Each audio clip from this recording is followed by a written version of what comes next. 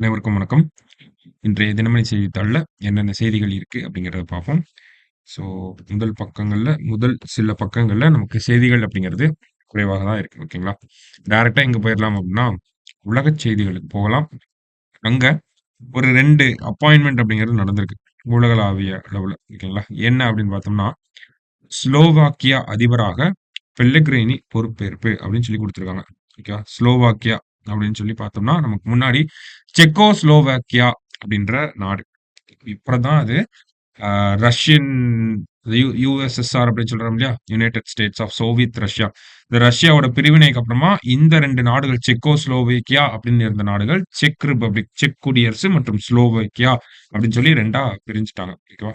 Check republic, Slovakia அப்படின்னு சொல்லி. So Slovakia. ஸ்லோவேக்கியாவோட பிரதமராக அதிபராக ஒருத்தர் வந்து தேர்ந்தெடுக்கப்பட்டிருக்கார். அவர் பேர் என்ன அப்படின்னு பார்த்தோம்னா, பீட்டர் பெல்லக்ரினி அப்படிங்கிறவர் தான் அந்த அதிபர். ஓகேங்களா? ஸோ ஆ இந்த ஸ்லோவேக்கியா பத்தி சமீபத்தில கூட செய்திகள்ல பார்த்திருப்போம். அந்த நாட்டினுடைய பிரதமர் பார்த்தோம்னா, ராபர்ட் ஃபீகோ அப்படின்னு சொல்லுவோம். ஓகேவா? அவர் வந்து சமீபத்தில அவர வந்து ஒரு அசாசினேஷன் அட்டெம்ப்ட் நடந்துச்சு. அவர கொல்றதுக்கான ஒரு கொலை முயற்சி அப்படிங்கிறது நடந்துச்சு. அதான் நம்ம சமீபத்தில வந்து ஸ்லோவேக்கியா பத்தி செய்திகள்ல பார்த்த ஒரு விஷயமா இருக்கும்.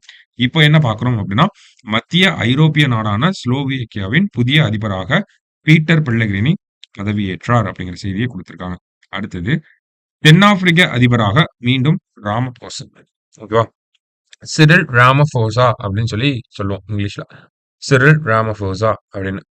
சோ தென்னாப்பிரிக்காவோட நெல்சன் மண்டேலா அவர்கள் பத்தி நமக்கு தெரியும். தென்னாப்பிரிக்கா அப்படின்னு சொன்னாலே நமக்கு நெல்சன் மண்டேலா அவர்கள் தான் ஞாபகத்துக்கு வருவாங்க. இவருடைய கட்சியாக தான் இருக்கு.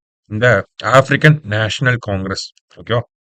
இந்த கட்சி பார்த்தோம்னா, கொஞ்சம் வருஷங்களா அவங்க தான் ஆட்சியில இருக்காங்க. இந்த ஒரு தேர்தல்ல பார்த்தோம்னா, உங்களுக்கு தனி பெரும்பான்மை அப்படிங்கிறது வந்திருக்காது. எந்த ஒரு கட்சிக்குமே தென்னாப்பிரிக்கால இந்த தனி பெரும்பான்மை அப்படிங்கிறது வராம தான் இருந்திருக்கும். ஸோ, கடைசியில என்ன ஆகுது அப்படின்னு பார்த்தோம்னா, அங்கங்கன்னு பார்த்து ஒரு கூட்டணி அரசாங்கம் அமைச்சுட்டாங்க. மறுபடியும் போன அதிபராகவும் யார் தான் இருந்திருப்பாங்க அப்படின்னு பார்த்தோம்னா, சிரில் ராமபோசா தான் இருந்திருப்பாரு. மறுபடியும் கூட்டணி கொலிஷன் கவர்ன்மென்ட் ஃபார்ம் பண்ணி, மறுபடியும் அதிபராக யாரு வந்திருக்காங்க அப்படின்னு பார்த்தோம்னா, சிரில் ராமபோசா அப்படிங்கிறவரு மறுபடியும் வந்திருக்காரு. இப்ப 2 அப்பாயின்ட்மென்ட் பார்த்திருக்கோம். ஒண்ணு ஸ்லோவாக்கியாவோட அதிபராக பீட்டர் பெல்லக்ரினி, தென்னாப்பிரிக்காவோட அதிபராக நமக்கு சிரில் ராமபோசா வந்திருக்காங்க. ஓகேவா? 2 அப்பாயின்ட்மென்ட். அடுத்தது பார்த்தோம்னா, விருதுகள். ப்ராமினன்ட் பெர்சனாலிட்டீஸ் அப்படின்னு சொல்லி நம்ம சிலபஸ்ல குடுத்திருப்பாங்க. அதை சார்ந்து தான் இந்த ஒரு செய்திய பார்க்க போறோம். சாகித்ய அகாதமியின் யுவ மற்றும் பால புரஸ்கார் விருதுகள் அறிவிப்பு அப்படின்னு சொல்லி குடுத்திருக்காங்க.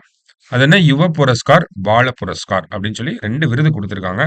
சோ யுவ புரஸ்கார் அப்படின்னா அந்த விருதுக்குன்னு ஒரு விளக்கம் இருக்கும். பால புரஸ்கார் அப்படின்னா அந்த விருதுக்குன்னு ஒரு விளக்கம் இருக்கும். என்ன விளக்கம் அப்படின்னு பார்த்தோம்னா, இளைஞர்களின் சிறந்த படைப்புகளுக்கு யுவ புரஸ்கார் விருது, சிறுவர்களுக்காக எழுதப்படும் சிறந்த படைப்புகளுக்கு பால சாகித்ய புரஸ்கார் விருது வழங்கப்பட்டு வருகிறது அப்படிங்கிறது குடுத்திருக்காங்க. ஓகேவா? இப்ப இளைஞர்களுக்காக எழுதக்கூடிய சிறந்த படைப்புகள கௌரவிக்கும் வகையில வழங்கக்கூடிய ஒரு அவார்டு தான் என்ன அப்படின்னு பார்த்தோம்னா, யுவ புரஸ்கார். ஓகேவா? அடல்ட்ஸுக்காக எழுதக்கூடிய இளைஞர்கள், யங்ஸ்டர்ஸ் அப்படின்னு நம்ம சொல்றோம். ஓகேவா? சோ இளைஞர்களுக்காக எழுதக்கூடிய விருத நம்ம யுவ புரஸ்கார் அப்படின்னும், சிறுவர்களுக்காக இருக்கக்கூடிய அந்த படைப்புகள அத கௌரவிக்கும் வகையில குடுக்கக்கூடிய விருது. ஓகேங்களா? சில்ட்ரனுக்காக எழுதக்கூடியது தான் நம்ம பால புரஸ்கார் அப்படின்னு சொல்லி சொல்லுவோம். பால அப்படின்னு பார்த்தோம்னா, நமக்கு தெரியும். சிறுவர்கள தான் பால அப்படின்னு சொல்லி சொல்லுவாங்க. ஹிந்தி டெர்ம். சோ பால புரஸ்கார் அப்படின்னா சிறுவர்களுக்காக.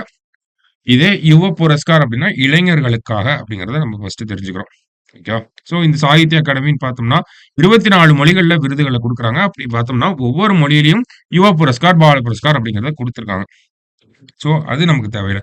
தமிழ்நாட்டில இருந்து யாருக்கு அந்த விருதுகள் வழங்கப்பட்டிருக்கு அப்படின்னு பார்ப்போம்.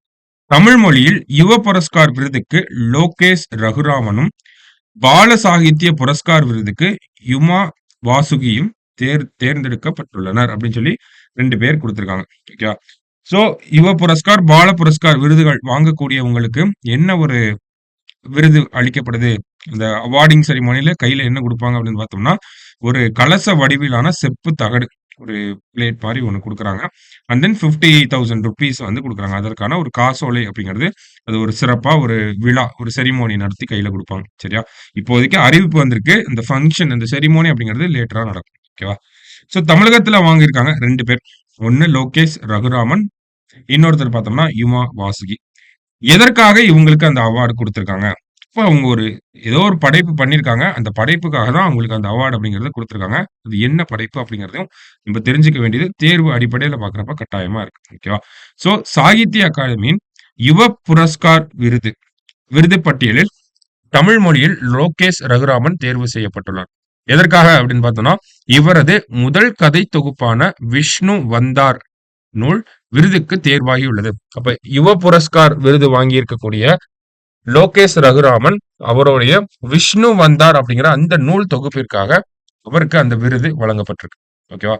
அடுத்தது பார்த்தோம் அப்படின்னா, கடந்த 2022ஆம் ஆண்டு வெளியான தன்வியின் பிறந்த நாள் சிறுவர் சிறுகதைக்காக எழுத்தாளர் யுமா வாசுகி அவர்களுக்கு பால சாகித்ய புரஸ்கார் விருது அறிவிக்கப்பட்டுள்ளது அப்படிங்கிறத கொடுத்திருக்காங்க.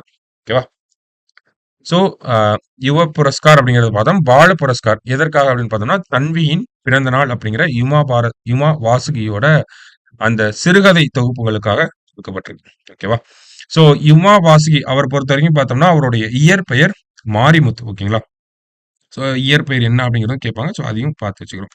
சோ தமிழ்நாட்டை பொறுத்த 2 விருது குடுத்திருக்காங்க. சாகித்ய அகாடமி தான் ஃபர்ஸ்ட் யுவ புரஸ்கார், பால புரஸ்கார் குடுக்குறாங்க அப்படிங்கிறத தெரிஞ்சுக்கணும்.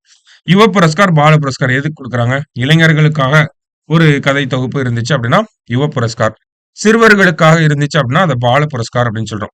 இளைஞர்களுக்காக தமிழகத்துல இளைஞர்களுக்காக வழங்கக்கூடிய அந்த அ யுவ புரஸ்கார் விருதை யார் வாங்கியிருக்காங்க அப்படின்னு பார்த்தோம்னா, லோகேஷ் ரகுராமன். என்ன நூல் அப்படின்னு பார்த்தோம்னா, அவர் எழுதின அந்த விஷ்ணு வந்தார் அப்படிங்கிற நூலுக்காக.